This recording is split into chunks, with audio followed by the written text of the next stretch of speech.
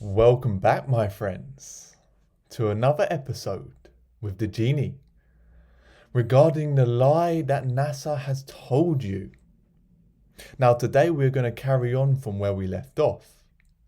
So, for those of you who haven't seen the two previous installments to this series, I'd highly recommend you go and checking them out first things first.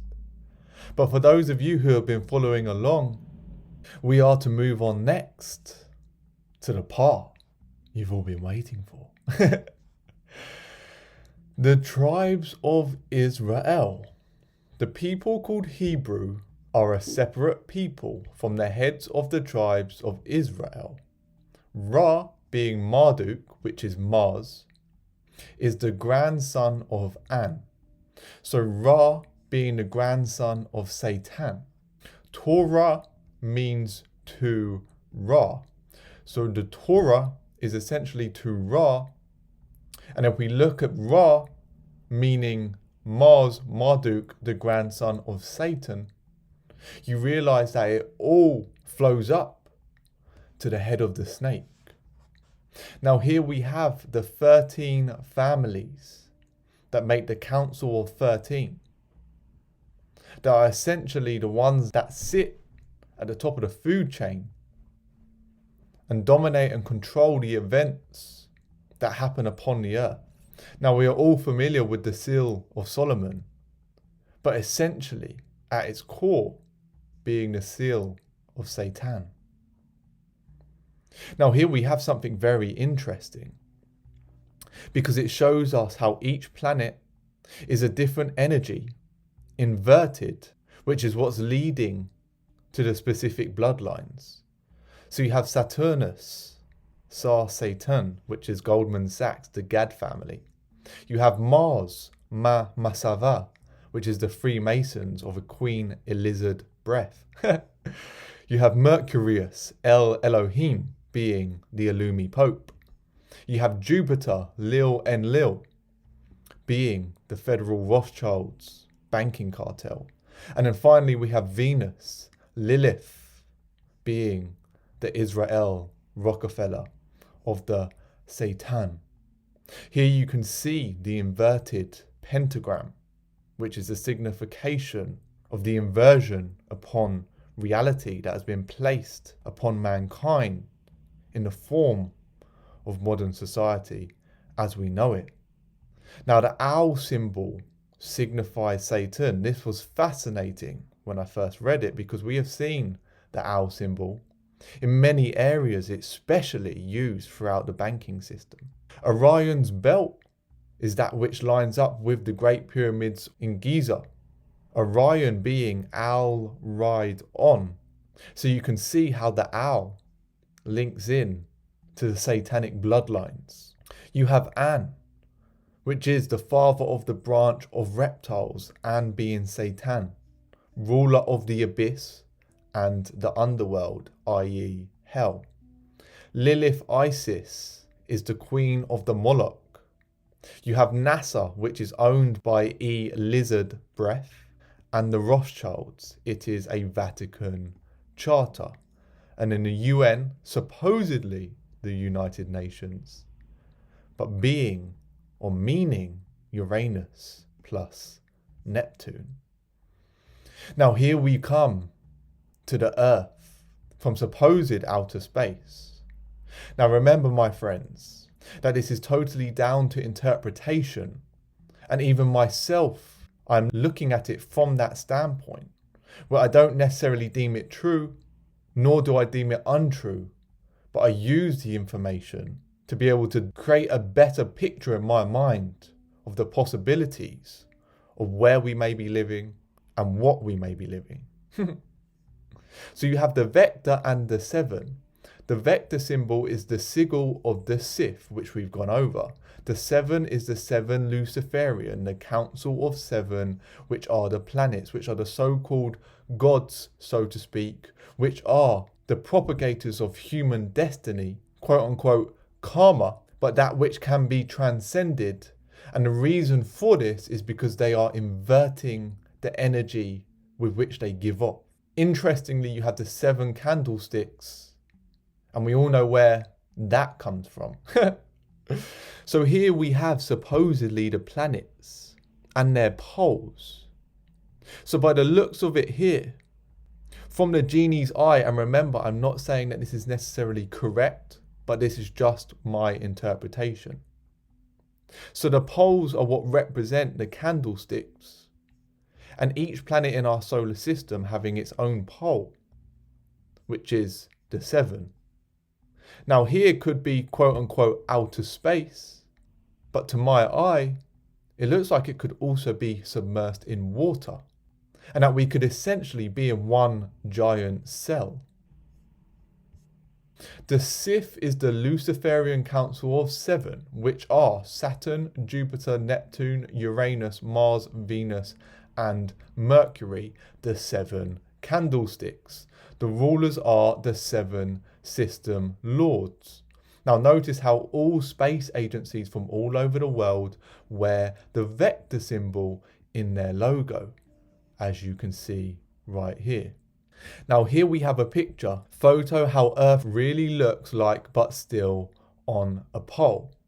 Now this picture here I cannot make out myself, so I'd be interested to hear your perspectives down in the comments below as to what we are actually seeing here, because to me it's not showing any clear signs or giving any clarity. Now we can see supposedly through these pictures here, however, that planets aren't necessarily spherical balls, but are actually flat planes. Now how that would work tangibly, I do not necessarily know. And again, I may be interpreting this wrong, but this is exactly what I'm seeing.